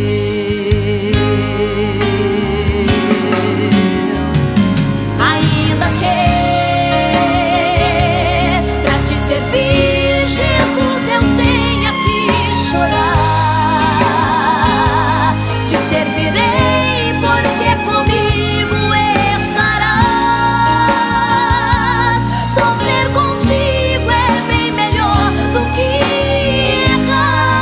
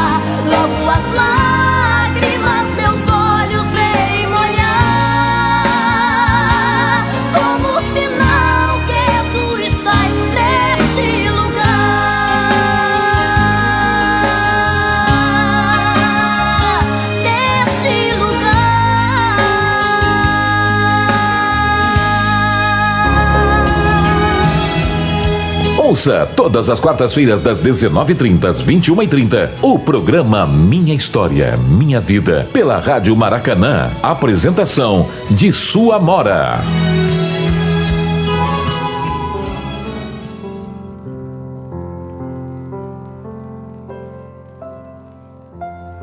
Ivanete, eu sei que nós estamos já há 2 anos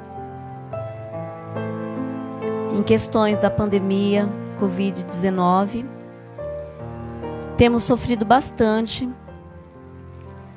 pois, de repente, toda aquela liberdade que nós tínhamos, nós passamos a ficar dentro de casa.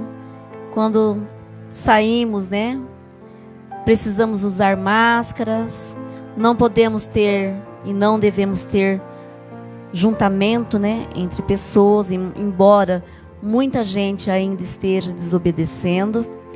Muita gente já crê que a pandemia acabou, mas nós vemos pelos relatos do outro lado do mundo, a coisa ainda está feia por lá. E onde há fumaça, há fogo, né?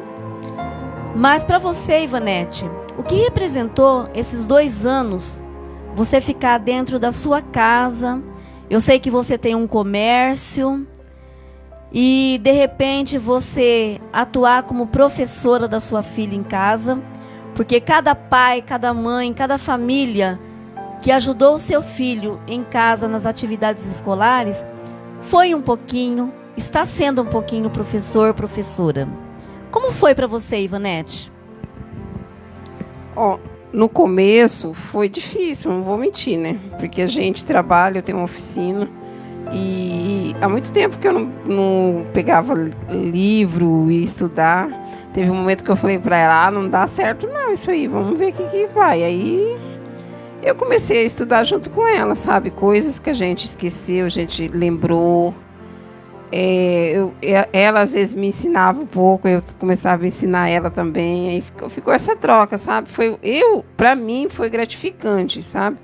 Porque eu estava no meu serviço, lá na oficina, eu ficava direto, deixava na escola, pegava na hora do almoço, aí aquela correria, só almoçava tudo, e já ia para o projeto, e a gente não tinha mais aquela liberdade, sabe? De brincar. Aí, com essas escolas, teve professora de artes, mandava as brincadeiras para a gente fazer, igual a senhora mesma falava para a gente participar dos teatros, eu montava junto com ela, aquela loucura, mas a gente tentava montar. Eu achei interessante, porque todo mundo participou, meu outro filho, meu marido, ele chegava do serviço e falava, você vai ter que participar com a gente, pode vir aqui. Ele meio que não queria, mas acabava participando. Foi legal, sabe? Foi assim, nessa parte de participar junto com ela, foi bem gratificante, sabe? Eu aprendi muita coisa, a gente ficou mais unido, a família, que estava meio afastado. Acho que muita gente ficou unida, porque antes às vezes era só celular, era outra coisa ali, outra coisa aqui, e teve que participar. A mãe teve que voltar a ser aluno para poder ajudar o filho. O que eu achei assim, muito interessante... Diz que tudo na vida a gente tem que ter o lado bom, né? Em tudo. Mas uma das coisas que eu achei assim, muito interessante é que nós, enquanto professores, reclamávamos que não havia participações, né, dos pais, das famílias, nas vidas dos seus filhos. Muitos nem sabiam que os seus filhos estudavam. Porque se habituaram a essa vida corrida, trabalho, né, condução, que tem que se locomover, chega cansado. Muitos pais, muitas famílias não olhavam mais as atividades dos seus filhos, não olhavam mais os cadernos dos seus filhos. E de repente, com essa pandemia, gerou essa comoção, porque os pais precisaram interagir com as crianças, com os alunos em si, né, seja na idade que for. E eu vi isso como algo muito positivo, porque eu falei, nossa, que legal. Claro, nós também tivemos pais que falavam assim pra gente, né? Bem duro conosco mesmo, enquanto professores, falavam para nós: eu não sou professora, não sou paga para ser professora, não tenho a obrigação de dar aula para o meu filho. Mas isso foi assim a minoria, porque a grande maioria realmente está de parabéns, sabe? Atuou junto ao seu filho, fez as atividades, sabe? Conseguiu. Eu tenho assim até minha nora mesmo como referência, porque minha neta não era alfabetizada ainda. Primeiro aninho ano passado, ano de 2020. Primeiro aninho do ensino fundamental. Não era alfabetizada. E minha nora se descabelou. E aí eu só sei dizer que estamos em 2021 e minha neta, ela sabe ler, escrever, sabe toda a tabuada já no segundo aninho do ensino fundamental. Então, eu sempre falo para minha nora: parabéns, porque você conseguiu uma proeza, sozinha, né? Em casa, desenvolvendo as atividades, junto com a minha netinha, você conseguiu. Mas quantos outros pais, quantas outras famílias também conseguiram? Então, e de repente, essa pandemia, ela veio para unir as famílias, até em relação aos estudos mesmo, à educação. Então eu achei assim muito proveitoso que, diante, né, desse surto todo aí, pandêmico, que as famílias estivessem unidas a seus filhos. Mas deixa eu perguntar mais um negócio para você. A Vitória deu trabalho para aprender? No começo, não vou mentir não, ela deu, sabe? Era assim, e eu não vou mentir, no começo eu não estava muito apegada com ela nos estudos, igual a senhora falou. Era uma correria, por causa do serviço, eu só ajudava ela às vezes só na tarefa. Quando eu peguei para ver ela, eu vi que a letra dela não estava boa, que ela não estava aprendendo muito igual matemática, e ela assim, ela é daquelas que a gente explica uma vez, de explicar 2, 3, aí ela entende. Mas só na primeira ela já não pega. Aí o que acontece? Eu vi que ela não estava bem. Então, antes da senhora, na outra professora do ano passado, ela estava ruim. E eu não sei, assim, quando eu peguei ela, eu comecei a ensinar, aí ela começou já a desleixar, já foi igual no princípio, no começo, a senhora até falou, ela tem que melhorar um pouquinho, ela pode melhorar. E aí quando eu peguei ela firme mesmo, ela melhorou. Ela viu que ela tinha capacidade. Ela achava que ela não tinha capacidade de melhorar. Aí a caligrafia dela melhorou, a matemática ela aprende. Demora um pouquinho, mas aprende. As outras matérias ela pega de boa. Só a matemática que ela é meio assim, devagarzinho, eu falo pra ela. Mas ela tá indo bem. E você, Ivanete, você acha assim que valeu a pena esse formato de estudar através dos grupos de WhatsApp? Muitos estudaram pelo Meet, né? Outros eu desenvolvi o grupo no Facebook também, onde eu sempre postava, né? Ainda posto algumas atividades das crianças, alguns eventos que eles realizam em sala de aula. Você acha que valeu a pena? Ou você acha assim que, enquanto mãe, poderia ter ficado sem estudar mesmo, sem fazer nada? Para mim, valeu a pena, porque assim, eles não perderam esses anos, porque já, vou falar para você, escola de município, tanto município como estado, já é precário o estudo. Eles já ficam meio atrasados, no caso, quando querem fazer um vestibular, querem ir para uma faculdade mais alta, assim. Então, a gente ajudando, eles não perderam o ano, e eles aprenderam. A mãe que quis ajudar mesmo, ela conseguiu ajudar. Porque eles não perderam o ano, eles estão bem. Eu tiro para minha filha, ela tá ótima na série que ela tá ainda melhor ainda se fosse estudar presencial. Que a gente pegou firme, a gente pegou com amor, para ver, queria ver eles bem. E eu, na minha parte, eu acho que eu consegui.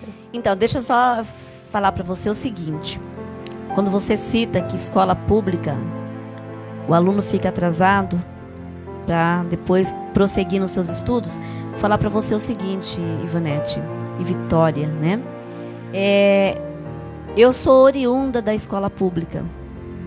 Eu vim da escola pública enquanto estudante. Quem faz o aluno é o próprio aluno. E eu sempre falo em sala de aula, Você já ouviu eu falar, né, Vitória, muitas vezes, que o melhor tipo de aluno que existe é o aluno pesquisador. É o aluno que é autodidata. Que ele tem o interesse num assunto, num conteúdo, ele vai, ele pesquisa. Hoje em dia está muito fácil isso.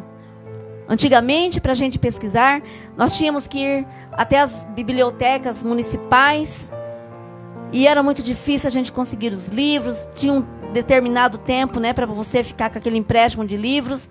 Hoje em dia, não. Hoje em dia você tem o Google, tem o YouTube e tantas outras plataformas que te auxiliam nessa pesquisa.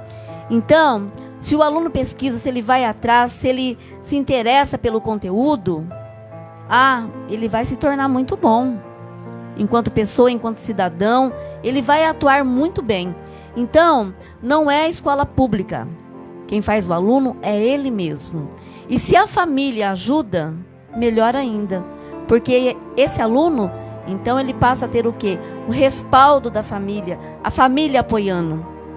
Então, eu creio assim que se a Vitória continuar dessa forma que ela está, já é um sucesso, né?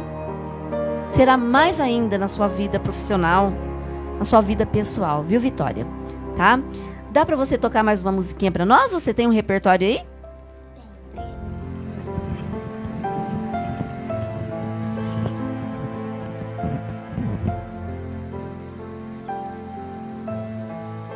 Eu vou tocar Brilha, Brilha, Estrelinha.